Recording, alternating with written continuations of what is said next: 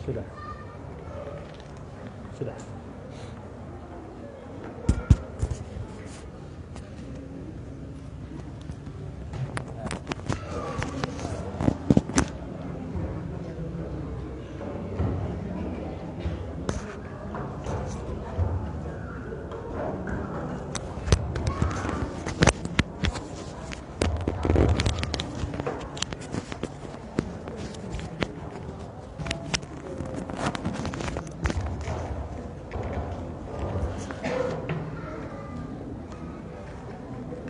Bismillahirrahmanirrahim.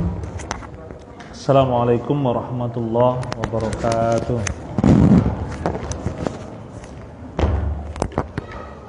Alhamdulillah, nahmaduhu wa nasta'inuhu wa nastaghfiruh wa na'udzu billahi min syururi anfusina wa sayyiati a'malina. May yahdihillahu fala mudilla lahu wa may yudlilhu fala hadiyalah. Asyhadu an la ilaha illallah wahdahu la syarikalah wa asyhadu anna Muhammadan abduhu wa rasuluh. Allahumma salli wa sallim wa barik ala nabiyyina Muhammad wa ala alihi wa sahbihi wa sallama tasliman katsira. Faqala Allah azza wa jalla fi kitabihil karim, ya ayyuhalladzina amanuttaqullaha haqqa tuqatih wa la tamutunna illa wa antum muslimun. Ya ayyuhan nasu taqu rabbakumul ladzi khalaqakum min nafsin wahidah wa khalaqa minha zawjaha wa batha minhuma rijalan katsiran wa nisaa'a wattaqullaha alladzi tasaaluna bihi wal arham innallaha kana 'alaikum raqiba. Ya ayyuhalladzina amanuttaqullaha wa qulu qawlan sadida yuslih lakum a'malakum wa yaghfir lakum dhunubakum wa may yuti'illaha wa rasulahu faqad faza fawzan 'azima. Amma ba'du, fa inna asdaqal hadithi kitabullah wa khairal huda huda Muhammadin sallallahu alaihi wa ala alihi wasallam wa syarral umuri muhdatsatuha wa kullu muhdatsatin bid'ah wa kullu bid'atin dhalalah wa kullu dhalalatin finnar. Alhamdulillah, segala puji bagi Allah Subhanahu wa taala, Rabbul alamin, Rabbus samawati wal ard wa ma bainahuma, wa Rabbul masyariqi wal magharib, Rabb yang menciptakan alam semesta, yang mengaturnya, yang memberinya rizki dan mencukupi segala kebutuhan hamba-hambanya, yang menguasai dan memilikinya. Maka semestinya kita memujinya dan kita bersyukur kepadanya atas berbagai nikmat yang telah Ia limpahkan kepada kita.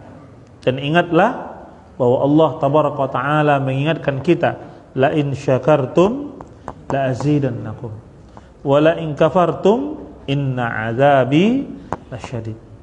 Bahwa bila kalian bersyukur, maka Allah mengatakan akan aku tambah nikmat atas kalian.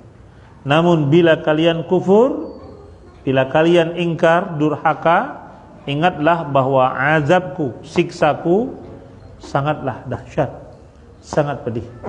Maka mari kita banyak bersyukur kepada Allah.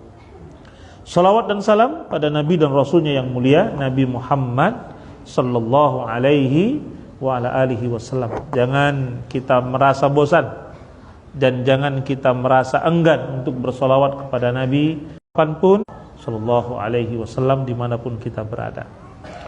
Ikhwan wa akhwati azanallahu wa iyyakum jami'an. Alhamdulillah, telah sampai berita kepada saya bahwa pertemuan kita dari malam hari ini dan insyaallah ke depan akan kembali mengulang kaji bagi yang sudah pernah atau yang telah mengikuti sebahagian, dan mungkin ini kajian yang baru untuk sebagian ikhwan kita yang belum pernah mengikuti kajian kitab Muqarrar Tauhid atau Kitabut Tauhid karya Syekh Al-Allamah Dr.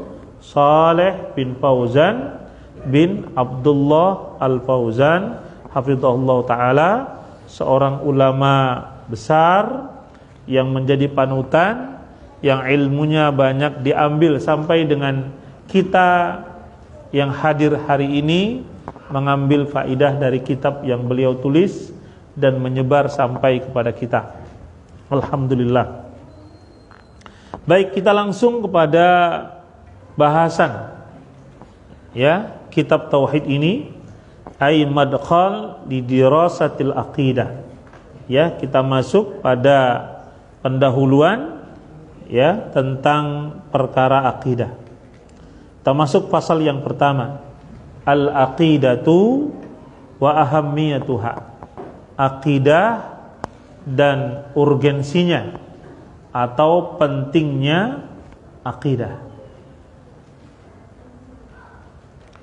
Yang pertama adalah makna aqidah, ai makna al-aqidah. Al-aqidatu lughatan.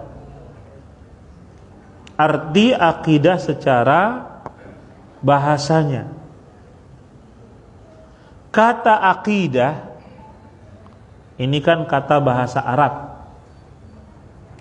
Ya, di mana kata ini berasal dari kata al-aqdu.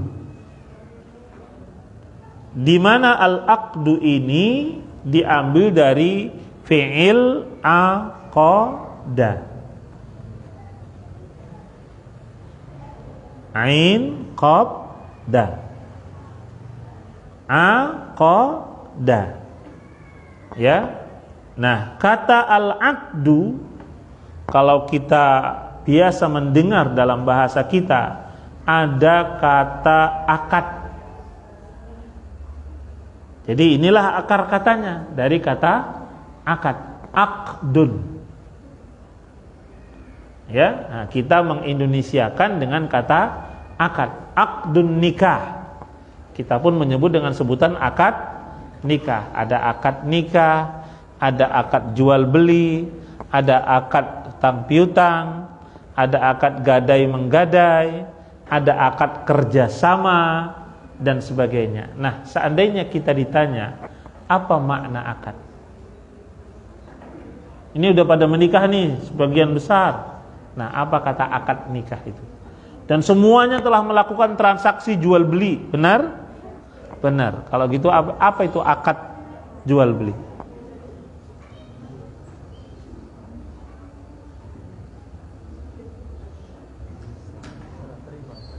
Mau akad ini, nah kan gitu kan, mau akad. Nah, apa itu akad? Tadi ada yang mengartikan serah terima. Kalau gitu saya jawab lagi, apa arti ijab dan qabul?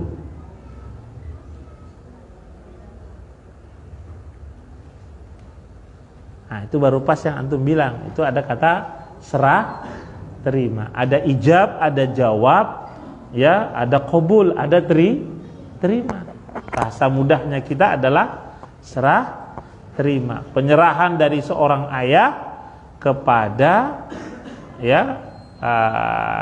calon suami dari anak perempuannya. Lah kalau penjual dan pembeli, serah terima dari penjual kepada pembeli. Nah, kalau gitu akad itu artinya apa?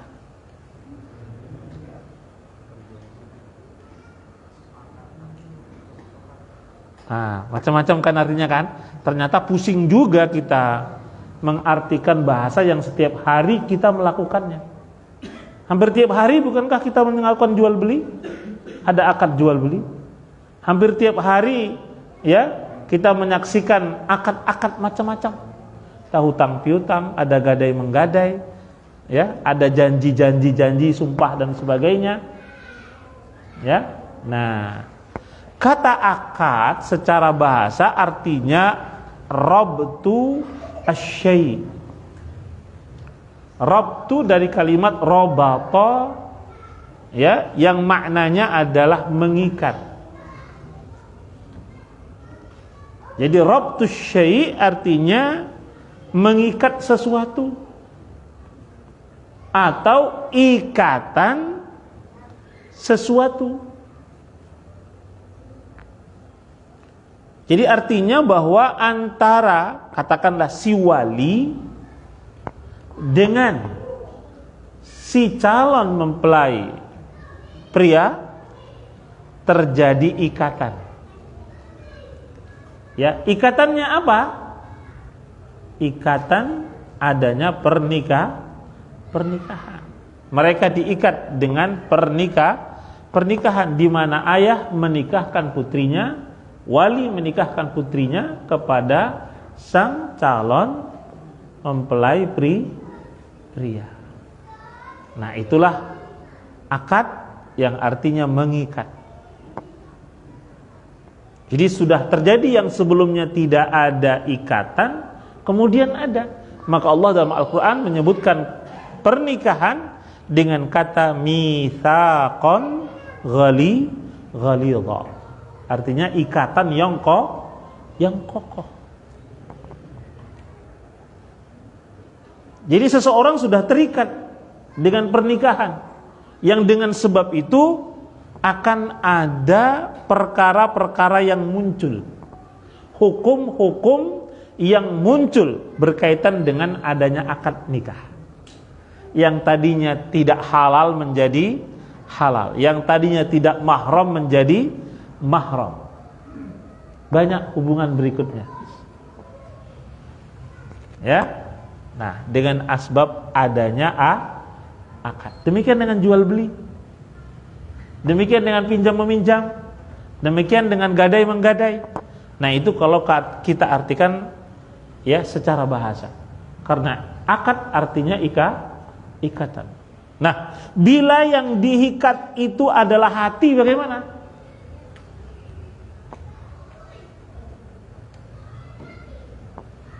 Yang diikat itu adalah kalbunya, dhamir, perasaannya, ya, keyakinannya yang diikat. Maka akidah secara bahasa adalah mengikat hati, mengikat perasaan, ya, dengan sesuatu. Nah, sesuatu ini apa? Sesuatu ini adalah keyakinan. Sesuatu ini adalah agama. Maka secara bahasa bahwa akidah itu artinya adalah mengikat hati dengan sesuatu yang diyakini. Maka bila seseorang mengatakan akidahku adalah A, berarti ia mengikat hatinya, jiwanya, perasaannya dengan A. Ya, jadi kalau dia mengikat hatinya dengan akidah Ahlus Sunnah, aqidatus salaf, berarti ia ikat hatinya, ia ikat jiwanya, ia ikat perasaannya, sehingga itu dia yakini. Ya, bahasa lain dia i'tiqadi. Itu juga i'tiqad itu berasal dari kata akad.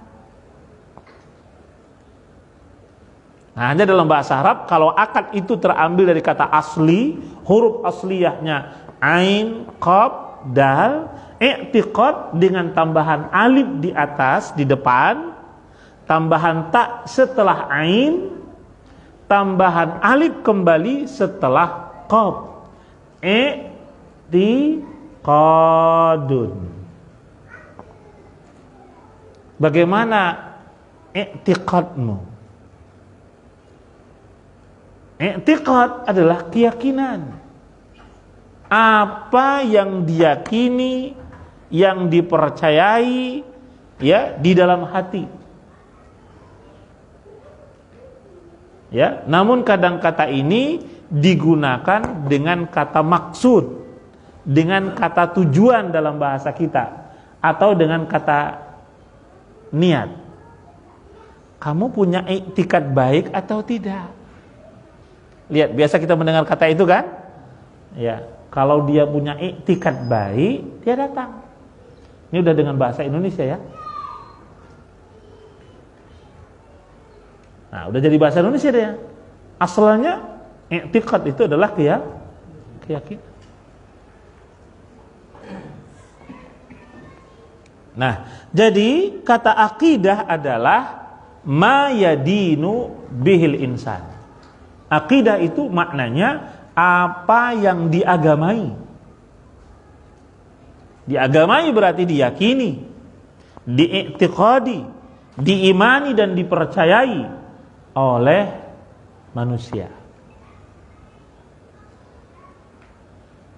Nah, jadi kalau ada yang mengatakan akidahku adalah akidatus salaf, berarti apa yang diyakininya, apa yang diagamainya, apa yang dia telah ikat hatinya dengan apa yang telah diagamai, diyakini, dipercaya oleh generasi salaf. Generasi terdahulu. Ya, generasi terbaik dari umat ini. Dan akad juga bisa diartikan perjanjian. Ya, pemupakatan. Kenapa? Karena sudah ada kesepakatan. Karena sudah ada janji. Ya, dan ada yang mengartikan bahwa akad atau akidah ini adalah dorongan. Apa yang memotivasi seseorang beramal? Karena akidahnya. Jadi akidah menjadi pendorong bagi dia, motivator bagi dia untuk melakukan amal saleh. Nah, baik, ini arti secara bahasa. Adapun akidah secara syara', akidah secara syar'inya, secara istilah dalam bahasa yang lain, maka akidah adalah hiyal iman, yaitu beriman kepada Allah Ta'ala, beriman kepada malaikatnya, beriman kepada kitab-kitabnya, beriman kepada rasul-rasulnya, beriman kepada hari akhir, beriman kepada al-qadar, yang baiknya dan yang buruknya. Nah, ini biasa dikenal dengan sebutan arkanul iman, atau disebut dengan rukun iman. Semoga kita semua hafal rukun iman ya. Kalau ditanya apa itu rukun iman atau berapa rukun iman, insya Allah semua bisa menjawab. Ya, satu hal yang sangat berat atau ironis kalau ini tidak tahu. Anda tahu nggak rukun iman? Rukun iman itu nggak bisa dia sebutin. Yang 6 ini, ini pokok perkara awal ini. Yang harusnya sejak anak mulai bicara, anak mulai bisa berpikir, ini sudah kita tanamkan akan wajibnya untuk mengimani rukun iman. Beriman kepada Allah Subhanahu wa taala, Allah yang maha ada, Allah yang maha mencipta, Allah yang maha mengatur, Allah yang maha mencukupi segala kebutuhan hambanya. Dialah Ar-Razzaq.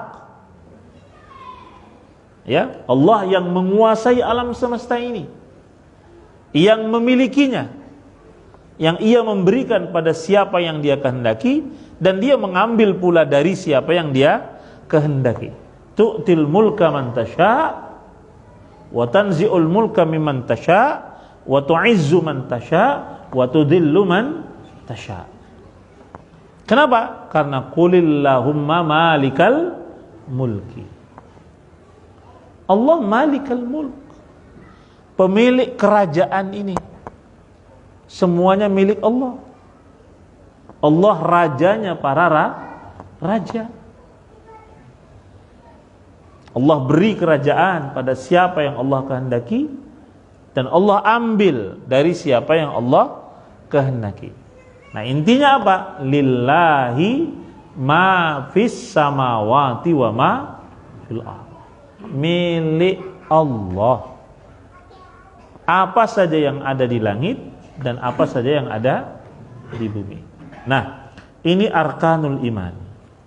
Kemudian mengimani pula apa-apa yang mengiringi rukun-rukun iman ini. Dari perkara-perkara i'tiqadiyah, perkara-perkara akidah, perkara keyakinan, di mana hal ini wajib untuk diimani dengan keimanan jaziman, dengan keimanan yang musti, yang murni, yang valid, yang sahih. Tidak boleh ada ragu di dalamnya. Tidak ada kesamaran. Nah, apa saja di antara yang mengiringi rukun iman? Kalau kita bicara tentang Allah, berarti kita bicara tentang banyak hal. Kita akan bicara tentang adanya Allah. Ya, sementara Allah Maha Gaib. Kalau begitu, bagaimana kita mengenal Allah yang jelas tidak mampu diindra? Ya, kita punya panca indera. Berarti tidak bisa didengar, tidak bisa dilihat, tidak bisa diraba, tidak bisa dirasa, dan juga tidak bisa dicium. Bagaimana pula membayang-bayangkan dalam pikiran, menghayal-hayalkan dalam perasaan. Ini gaib. Sementara kewajiban seorang mukmin mengimani yang gaib sebagaimana mereka mengimani yang nampak. Adakah yang ragu seandainya saya mengatakan ini buku? Ada yang ragu? Oh bukan Ustaz, itu kecap. Ada? Ada yang mau jawab seperti itu? Atau ada yang mau jawab, enggak Ustaz, bakso itu Ustaz. Ada yang jawab? Enggak ada yang ragu kan? Saya antum semuanya ragu enggak bahwa ini adalah buku? Tidak ada yang ragu kan? Nah, ketika kita bicara mengimani Allah Ta'ala, jika kepada buku ini kita yakin ia ada, nampak, jelas, bisa diraba, ya kalau mau dimakan makanlah, ya kan? Bisa dirasa kalau mau kan? Karena ini contohnya buku kan nggak mau kita makan ya kan? Tapi kalau contohnya bakso tadi kan kita makan kan? Nah semua bisa nyata. Ini syahadah nyata. Nah seorang mukmin mengimani Allah Ta'ala yang maha gaib, ya dia mesti yakin, seyakin dia meyakini yang nampak.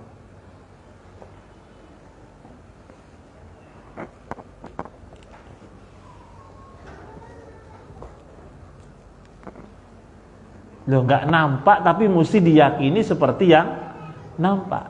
Yakin nggak ada keraguan bahwa ini nyata. Ya, nggak ada yang samar-samar. Nyata dianya, jelas dia, bisa dipegang. Nah ini yang gaib tapi harus diimani seperti yang nyata. Itu keimanan seorang mukmin. Kenapa? Karena Allah yang mengatakan yu'minuna bil ghaibi. Mereka mengimani yang gaib. Ya, mengimani yang gaib. Dan Allah adalah yang maha gaib. Ya, malaikat gaib, ya.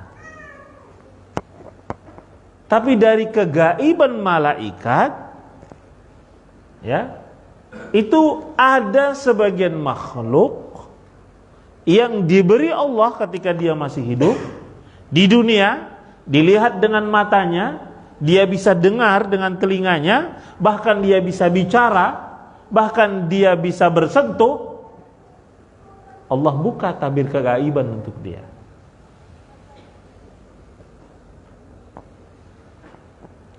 Kisah tentang Rasul alaihissalatu wassalam, ya, saat ia dipeluk oleh Jibril alaihissalam, saat ia diajak Jibril untuk membaca awal dari turunnya wahyu, Iqra bismi rabbikal ladzi khalaq.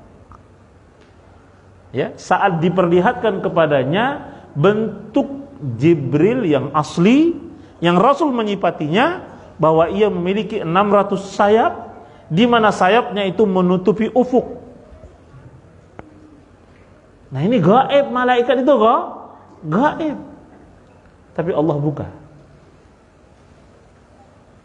Nah, ya, dan banyak yang lain yang Allah buka.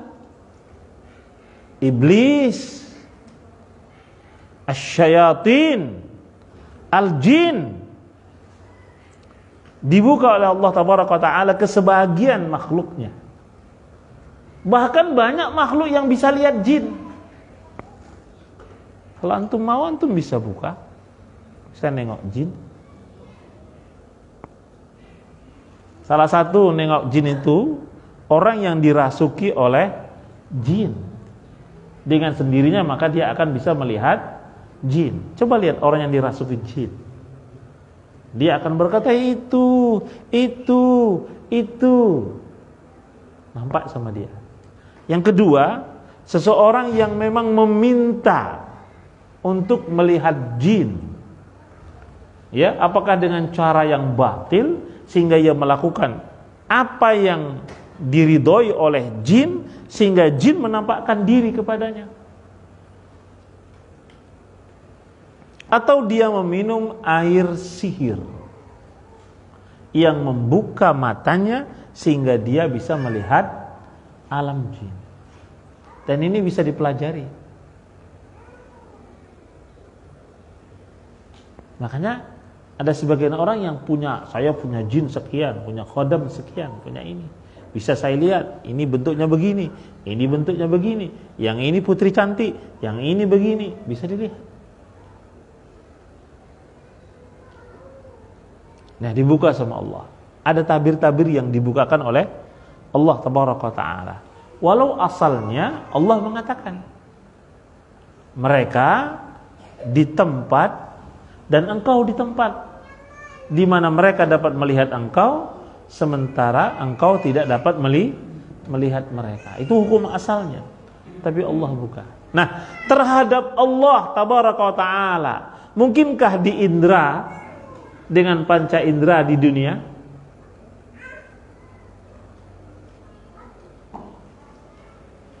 Nah, dengan kemahagaiban Allah, ya, maka Allah telah mengatakan kepada Nabi Musa alaihissalam, ketika ia meminta agar Allah bisa ia lihat, dan Allah mengatakan lantarani, sekali-kali engkau tidak akan dapat melihat. Dikuatkan lagi oleh Nabi alaihissalam dalam berbagai hadis, di antaranya yang diriwayatkan oleh Abi Hurairah radhiyallahu taala anhu. Apa katanya? Innakum lan tarau rabbakum hatta talqaunal maut. Sungguh bahwa kalian itu tidak akan sekali-kali melihat Rabb kalian sampai kalian merasakan kematian. Jadi yang pingin nengok Rabb, mati dulu. Nah, kalau sudah mati, maka si mati telah masuk ke alam kematian yang juga kegaiban. Kenapa? Karena alam barzah itu gaib. Nah, barzah adalah bagian yang mengiringi dari perkara keyakinan. Dia mengiringi perkara beriman kepada yaumul akhir. Kalau kita cerita barzakh, berarti apa yang berhubungan dengan alam barzakh? Berhubungan dengan fitnatul kubur, berhubungan dengan su'alul malakain, berhubungan dengan azab dan nikmat kubur, berhubungan dengan i'rad, penampakan surga atau neraka dan hawanya atau harumnya, ya, pada seseorang yang sudah masuk ke alam barzakh. Bisakah dia keluar jalan-jalan? Udah masuk di kubur, masuk dia ke alam barzakh, bisa nggak dia jalan-jalan? Sebagaimana yang banyak diyakini oleh sebagian orang.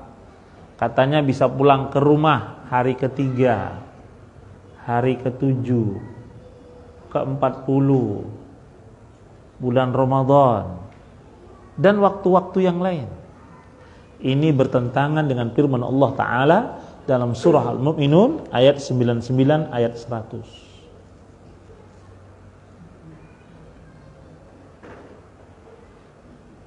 Ya, di mana ketika kematian datang kepada mereka, mereka meminta, Rabbirji'uni la'alli a'malu salihah fi ma taraktu. Wahai Rabb, balikkan aku ke dunia agar aku dapat beramal saleh yang sebelumnya aku tidak sempat. Tapi apa jawaban Allah? Kalla. Innaha kalimatun huwa qailuha wa min waraihim barzakhun ila yaumi yub'atsun. Sekali-kali tidak akan engkau kembali ke dunia. Itu kalimat yang sekarang baru kau katakan. Sekarang baru kau sadar, menyesal, kemudian ingin kembali ke dunia, ingin melakukan amal saleh. Kenapa telah diberi umur sekian tidak seperti itu sebelumnya? Wa min waraihim, ya, dan dari balik mereka, barzakhun. Barzakh artinya jidar. Barzakh itu artinya dinding. Jadi ada alam yang di balik dinding itu. Dan dinding ini adalah gaib. Di balik itu berarti adalah gaib. Nah, al-gaib maknanya mala tudrikuhul absar wal khawas. Gaib itu adalah apa yang tak dapat dijangkau dengan absar, dengan pandangan, dengan mata, dengan pendengaran. Ya, dan tak dapat dijangkau dengan indera. Itu makna gaib.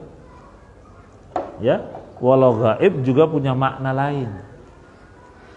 Ada si fulan, kata gurunya di depan kelas, dijawab gaib. Dijawab gaib. Tapi si fulan masih hidup. Si fulan ada di rumahnya atau ada di pasar. Tapi kenapa dibilang gaib? Ya, bahwa bisa diartikan gaib itu memang yang tak dapat dilihatnya saat itu, tak dapat dirasakannya saat itu, bisa dikatakan gaib. Jadi kalau ada orang di balik kursi saya yang saya duduk ini, maka dia dikatakan gaib. Nah, itu bisa diartikan seperti itu. Tapi makna yang hakiki, makna gaib bukan begitu.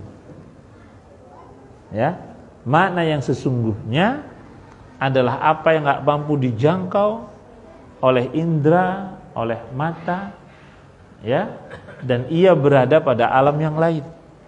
Maka dikatakan ada alamul ghaib. Ada alam gaib. Nah, jadi banyak perkara yang mengiringi rukun iman ini. Ya, termasuk kita bicara surga dan neraka, bicara syafaat, bicara as-sirat. Ya, termasuk nanti bicara nikmat-nikmat surga, bicara dahsyatnya azab neraka, bicara tentang ru'yatullah dan sebagainya.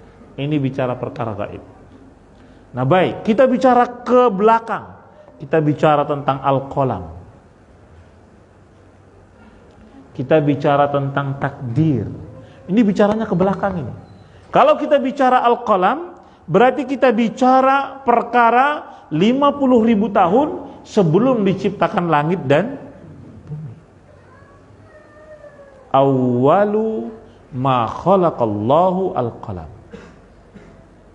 Yang mula-mula, yang pertama Allah ciptakan adalah al-qalam. Kemudian Allah berfirman kepada Al-Qalam, uktub, tulislah. Maka Al-Qalam pun berkata, apa yang akan aku tulis? Maka Allah firmankan, tulislah takdir makhluk dari saat ini sampai dengan nanti hari kiamat. Kau tulis semuanya, jangan tersisa. Maka dia pun menulis. Maka dikatakan jaffatil qalam, pena sudah kering. Jadi nggak ada penulisan takdir baru, tidak ada. Nah, mungkin ada istilah nanti merubah takdir. Itu bahasa kitanya. Yang sebenarnya apa? Dari satu takdir, kemudian dia beralih kepada takdir yang baru, di mana peralihan ini juga sudah ditakdirkan. Tidak ada yang belum ditakdirkan. Jadi duduknya kita di sini, saya menyampaikan kalimat yang keluar dari lisan saya, apa yang antum mendengar ke saya, apa yang antum lihat, apa yang antum rasakan di lubuk hati antum, itu semua sudah ditakdirkan. Tidak ada yang terselip. Sampai kedipnya mata kita sudah ditakdirkan. Sampai jatuhnya satu daun, dari daun yang besar sampai daun yang paling kecil di atas muka bumi ini, semua sudah ditakdirkan. Tidak ada yang keluar dari takdir. Oh, ini bicara 50.000 tahun ini. Ya, bahwa Nabi SAW sudah mengabarkan, innallaha kataba maqadirul khalaiqi qabla yakhluqas samawati wal ard bi 50 alfa sana. Sesungguhnya Allah telah menulis takdir makhluk-makhluknya 50.000 tahun sebelum Allah menciptakan langit dan bumi. Nah, ini perkara yang mengiringi banyak hal. Nanti insyaallah pada waktunya akan kita bahas. Baik, ini makna akidah secara syarak. Yang enggak boleh disisipi di dalamnya keraguan sedikit saja, enggak boleh. Hatta perkara takdir tadi. Ya, dan satu perkara yang paling berat adalah perkara takdir. Ya, contohnya ketika Nabi SAW menyampaikan kepada para sahabatnya radhiyallahu anhum, ya, bahwa Nabi bersabda, Allah Ta'ala telah menciptakan surga dan telah menciptakan penghuni surga. Siapa yang bakal menghuni surga sudah Allah ciptakan, sudah ditentukan, si fulan bin si fulannya sudah. Demikian Allah telah menciptakan neraka dan juga sudah menciptakan siapa yang jadi penghuninya fulan bin fulan.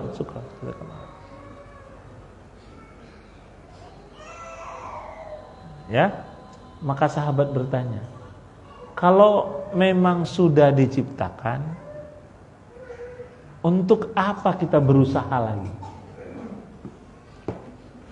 Surganya sudah diciptakan, penduduk penghuninya sudah ditentukan. Untuk apa coba?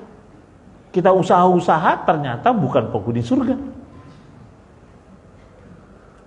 Malah yang usahanya sikit-sikit, yang cuma ujungnya doang, ujungnya aja.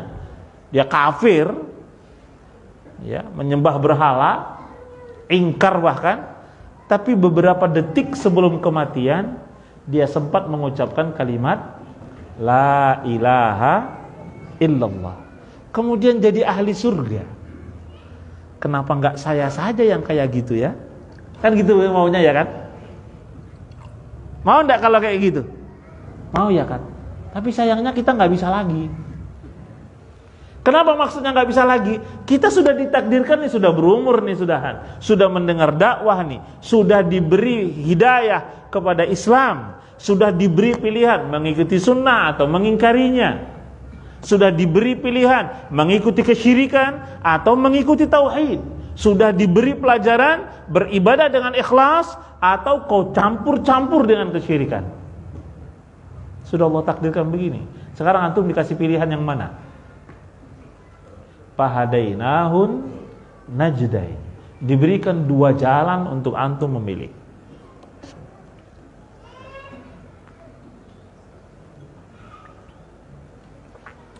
Mau menjadi musyrik atau mau menjadi mukhlisun, mau menjadi muwahhid atau menjadi musyrik. Kan sudah dikasih pilihan ini, ya. Mau menjadi orang-orang yang Allah katakan innalladzina kafaru min ahlil kitabi wal musyrikina fi nari jahannam khalidina fiha ulaika hum syarrul bariyah, atau mau menjadi innalladzina amanu wa amilus salihati ulaika hum khairul bariyah. Nah, udah dikasih dua pilihan ini. Antum mau yang mana? Mau menjadi wa ma umiru illa liya'budullaha mukhlishina lahuddina hunafa, ya, atau menjadi orang-orang yang Allah katakan, ya, mereka beribadah dengan kesyirikan. Nah, sekarang kita dikasih pilihan, mau yang mana? Nah, banyak di antara kita salah pilih. Ya, dia anggap lalat itu, ya, keramat, sehingga dia keramatkan lalat. Ya, dia anggap burung, ya, burung apa? Burung gagak atau burung hantu.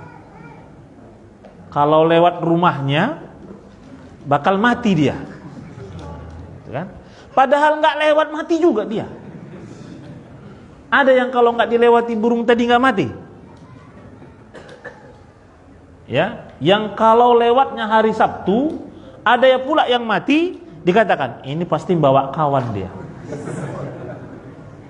Nah, sekarang pertanyaannya, apa kalau ada yang mati hari Sabtu, kemudian tidak akan ada lagi yang mati? Bakal banyak kawan yang nyusul. Karena semua kita ini calon penghuni kubur semua ini. Kita cuma menanti waktu kapan dan siapa yang duluan masuk. Bisa saya duluan, bisa antum duluan. Lihat, sudah berapa teman kita yang mendahului kita, berapa saudara kita yang mendahului kita. Nah, kita tinggal menunggu panggilan saja. Idza jaa ahadakumul maut, kalau sudah datang kematian nggak ada lagi kata nanti-nanti. Nah, ini perkara-perkara gaib, perkara-perkara akidah. Baik, apa urgensi akidah? Sesungguhnya akidah itu begitu banyak urgensinya. Tapi di kesempatan ini dengan waktu yang ringkas, kita bisa tambah sebentar ya. Kita sebutkan 4 saja atau 5 mungkin. Yang pertama, akidah itu menjadi urgen, menjadi penting, ya, karena akidah sahihah adalah asas, pondasi, dasar alladzi yaqumu alaihi din, di mana agama ini tegak di atasnya.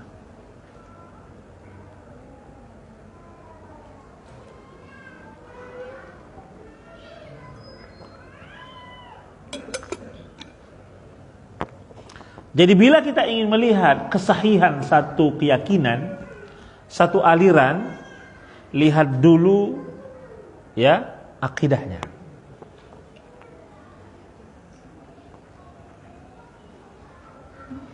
Lihat dulu akidahnya. Lihat dulu perkara keyakinannya. Nah, bila kita telah memiliki bahasa kita, ya, bahasa kita standarnya, standar akidah yang benar tuh begini gitu. Misalnya, ya. Nah, jadi kita bisa ukur nih, ini keyakinan aliran ini, isma ini, ya, kelompok ini, jamaah ini bertentangan dengan keyakinan ya aqidatus salaf, aqidatu ahli sunnah wal jamaah. Nah, tapi belajar dulu, tahu dulu. Dengan tahu kita akan jadi, oh, ini bukan bagian dari keyakinan ini. Misalnya apa? Yang barusan kita sebutin tadi. Orang mati balik kampung. Bagaimana kalau kampungnya ditelan sama tsunami? Kemana baliknya?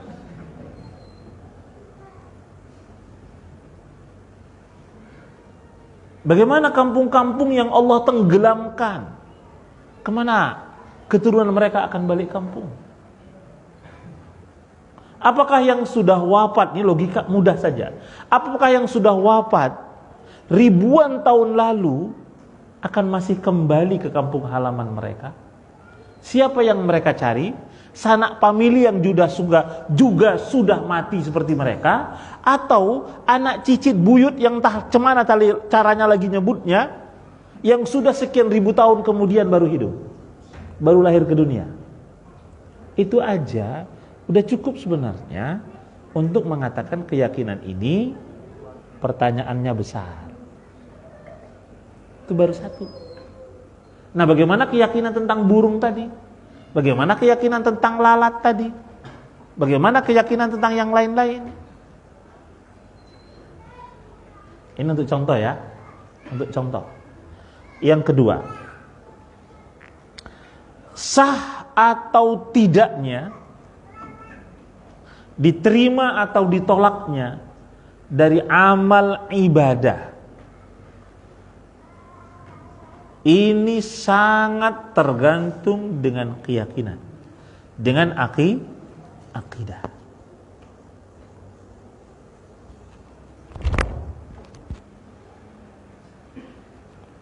Ya, kemudian yang ketiga, bahwa amal itu tidak akan diterima bila amal itu bercampur dengan kesyirikan. Bila amal itu tidak murni ditujukan kepada Allah Tabaraka Ta'ala.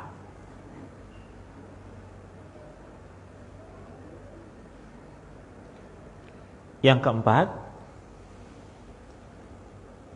perhatikan bahwa seluruh perhatian para rasul alaihi wassalatu wassalam, mereka semua memulai dakwah dengan islahul aqidah.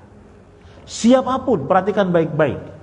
Semisal Allah menyebut dalam surah ya Al-A'raf ayat 59, ayat 65, ayat 73, ayat 85 dalam satu kalimat yang sama. Nabi-nabi alaihi salatu wasallam itu berkata, ya qaumi budullaha malakum min ilahin ghairuh.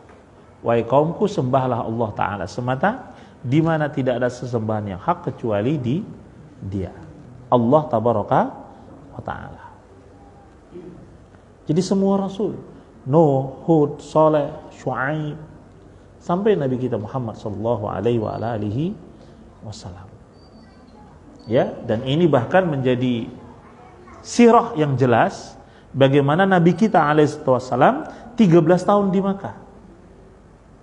Belum turun hukum-hukum syariat.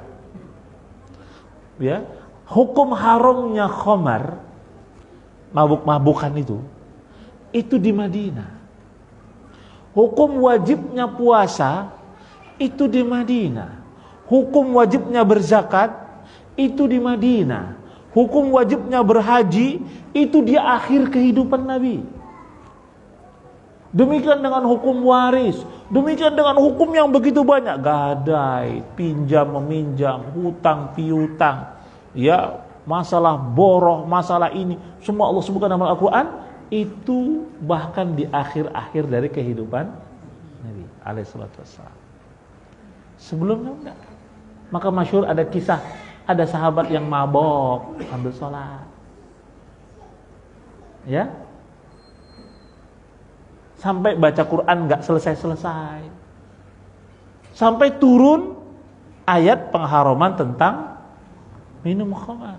Setelah diturunkan ayat khamar itu haram, semua sahabat tuh bawa kendi, bawa tempat-tempat minuman keras, kemudian mereka tumpahkan di pasar-pasar kota Madinah, sampai seperti banjir itu pasar.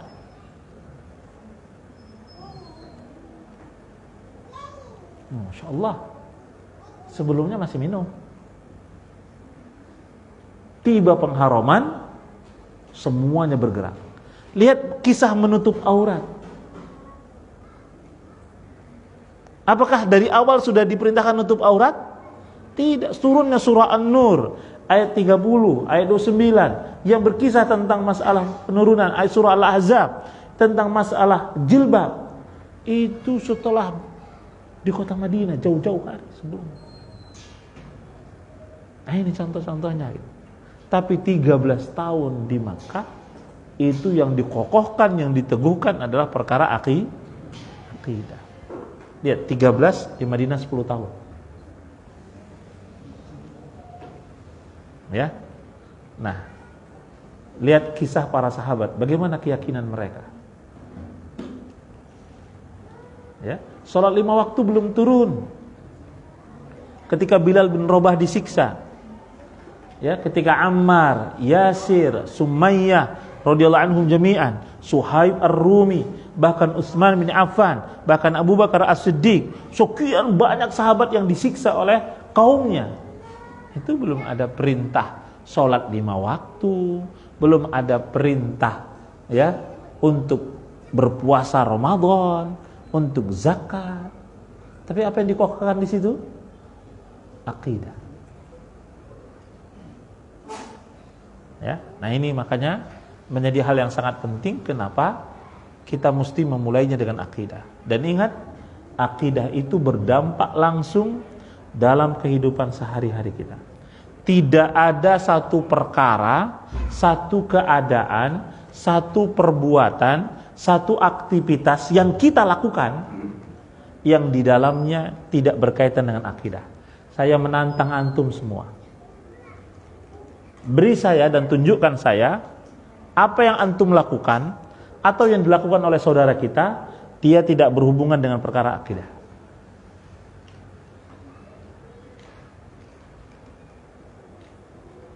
Antum gak usah jawab hari ini. Mungkin nanti pertemuan akan datang antum jawab. Silakan cari. Jadi gak ada istilah jangan bawa-bawa agama kemari.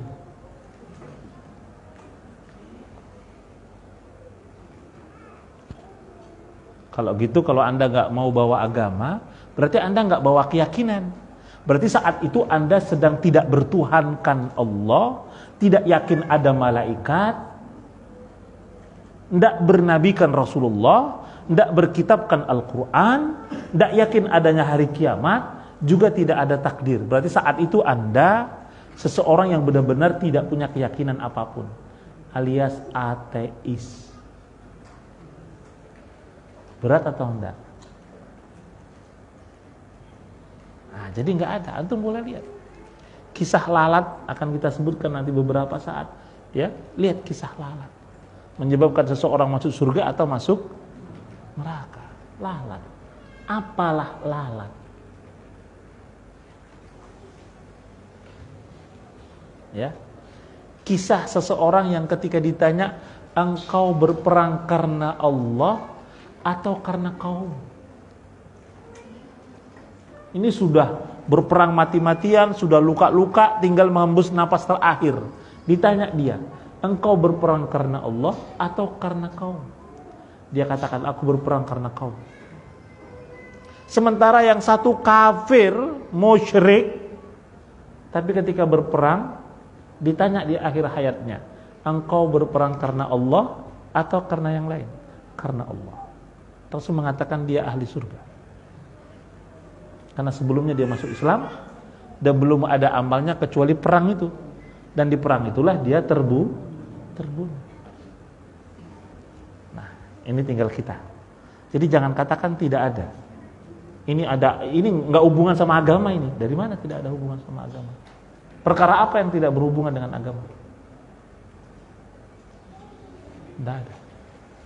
Ya, maka antum boleh kasih lah, antum chatting lah banyak-banyak, di mana hubungan yang tidak ada sama agama?